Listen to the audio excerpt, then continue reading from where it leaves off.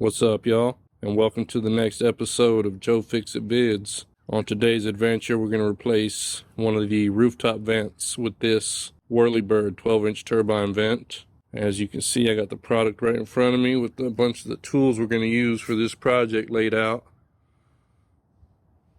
Hopefully that's all we'll need. Follow along as we get to stepping. So when you unbox it, this is what you'll find. You got these three pieces right here, the base, the middle, the rotating part, and you got this piece of cardboard here that'll help you find the roof pitch. So that's the first thing you want to do. Also, you got these nifty instructions with some hardware. Let's head to the rooftop with our level, because we are going to need to find the pitch of the roof. And I'll show you how to do that in just a moment. Alright, y'all. So what you want to do is take your cardboard, place it right on the roof peak, as it says here. There's that arrow right on the top. And then lean back. Like that does. So lean back. Alright? I'm going to do it to straight edge. Let's lay it over here and line it up. Now this is about on the 5. Luckily for me, there's a hole in this so I can see. It lines up almost perfectly with the 5. I don't know if you can see that or not. So our pitch, our roof pitch is a 5. 5 roof pitch. Alright, once you have your pitch for your roof, and ours is a 5, you want to get this piece right here and look for the numbers. You see those little numbers on there? 1, 2, 3, 4, 5. 5's our number. So you want to line that 5. And I have the bottom of the base here. See, it says bottom. See that hole right there? There's going to be 3 holes along that base. And I'll just take this one, this marked 5, right there. But that one, this marked 5, I'm going to line it up with that hole right there. And the other 3 should align with other holes. Now you can take a 8mm nut driver or a 5/16 nut driver and use the supplied hardware. 3 of these. You could also use a screwdriver if you want. But go ahead and put those in place. Line up your 5 with the hole. The other 3 should line up just as well. And go ahead and screw those in place. So that's what I'm going to do now. Just like that.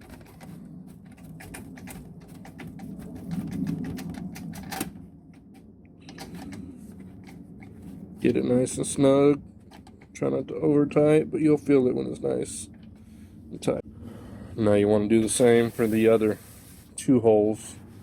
Now they might not align perfectly, but you'll be able to get them. If you have to loosen the one we just tightened just a little bit just to get those in right, then do what you got to do. But there's 3 of them, so make that happen. Okay, once you're done with that, the rest of the party is on the roof. So we'll be going up there. Luckily for us, this is not a new install. We're replacing a current one.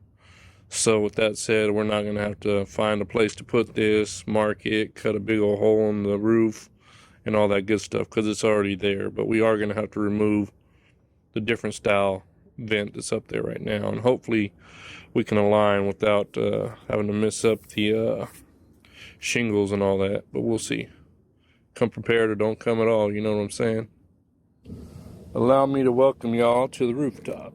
Here we have our rooftop vent, different style from what we're going with, but this will be an upgrade. So as you can see, it's seen better days, and we are going to start by taking those nails out, try to rip this thing out, see what happens from there on out. This is all uncharted territory for myself. Wish me luck, y'all. Alright, as you can see, I was able to remove the other one. Had about 6 nails holding it down. Right there, right there, right there, and a couple up here. And then I was able to just lift up those tiles and pull it on out. Had to clean it up a little bit. Still a little gross, but it's a lot cleaner than it was when I first pulled it off. So our next mission is to fit the new one in place. I might have to trim some tiles. Sorry, I might have to trim some shingles. I lost my train of thought for a moment. and fit this thing perfectly over here, but let's see how she sits. All right, as you see, we're gonna do a little trim right there on this shingle on the side. Trim a little bit right here, but not that much. We'll trim a little bit of the shingles, and then we gotta level out this top piece. So let me get my trim on, then we'll get to leveling, and then we'll get to knocking this project out the box. When the cutting gets tough, the tough get some snips. These snips helped out a lot to cut them shingles, make a good fit for the base of our Whirlybird here. Now what I'm gonna do next is I have to level this. It spins around like so. It's probably best to wear gloves with this thin metal, but as you can see, that spins around. You want to get that nice and level. That's what I trade the levels. I got a smaller one for this job. So that's the next thing I'm gonna do, is level out the top of this. And once I do, we'll put on our little, there's a little bracket that mounts on right here. So once I level this, we'll put our bracket on, which will hold it in place. And then we'll begin the sealing part, where we'll seal everything. Any little gap, all of this, down there, along the outside here, we'll put sealing on everything, just to prevent leaks. Do it now, instead of later. Oh yeah, we also got to nail this down. We got to nail this down, so I'll put some nails in various places, get that thing locked in place. All right, so next step is completed. I spun this thing around a few times until I found the sweet spot, and that level tells me it's right on the money. So now we can lock this in place. So we'll install the little bracket that holds that in place next. So as you see, our bracket is in place. It's just one screw, flathead screwdriver. Locks this into place so it don't move around. That's all that is right there. Stick the top part in this little hole, stick your screw in there and tighten down till it's nice and tight, and this thing won't move no more. So what we're gonna do next is something we probably should have did before the step, before adding this part and leveling it out. But we're gonna go ahead and nail this down. We're gonna put some nails in a few different places just to make sure this thing is nice and secure. Make sure our shingles are nice and secure. And then we'll proceed on to the fun part, sealing everything up. All you gotta do in this next part is run down to your local hardware store, pick you up some roofing nails, get you a nice hammer, and like I did here, just go to town. Find a few good spots to put some nails. It's hammer time, baby. That's how it goes. So I did about 10 nails all the way around, kind of evenly spaced. Got the shingles, got the top side, got this side, got the bottom side. And now we're gonna put some sealant to cover up all the gaps and holes and everywhere we can think of. Prevent leaks, prevent it now. Don't be stupid and try to prevent it later. I picked this sealant up from Lowe's this morning. I'm gonna use this to seal all our gaps. Cut the tip off, put it in here, and get to work. This can get messy. I suggest using gloves or a rag or something. I'm about to use these gloves because I'm gonna toss them once I'm done with this job anyway. So, bye-bye gloves. It was nice knowing you.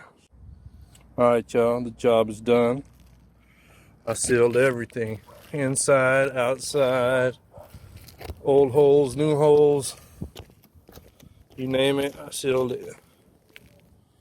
Made a bit of a mess, but I'll tell you what, I'd rather make a mess and make sure I got all these holes sealed than have a big ass leak inside the house. So, yeah, that's that. Cost me a sweet pair of gloves. You'll be missed, gloves. You did your part. I'm proud of you. You did a good job. See you, gloves. And now for the moment of truth, we get to install our Whirlybird finally. the top turbine. There's three little mounting points here, and there's 3 little holes along here. So we'll line up the holes, and we'll use the hardware they provided. Put this in with the nut driver, 8mm or 5/16, whichever tickles your fancy, floats your boat, whatever, you know what I'm saying. We'll secure this down and give it a spin. And there we have it, the finished product. Ain't that pretty? A little gust of wind and she's taking off.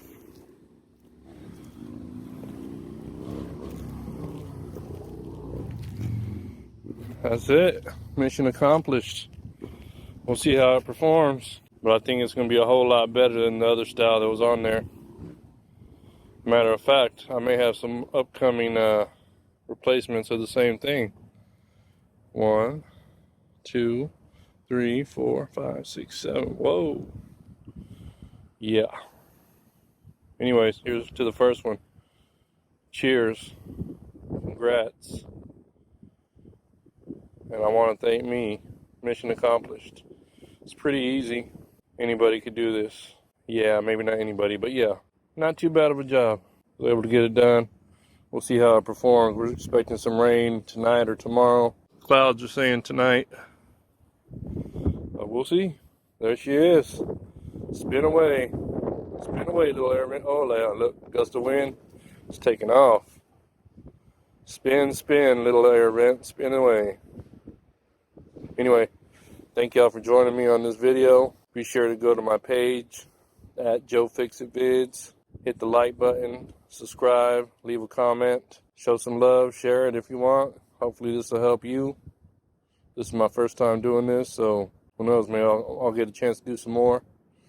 Not really into roofing, but hey, I'm down to fix whatever it is. Mission accomplished. Signing off. Until the next time. Love, peace, and chicken grease. I'm out.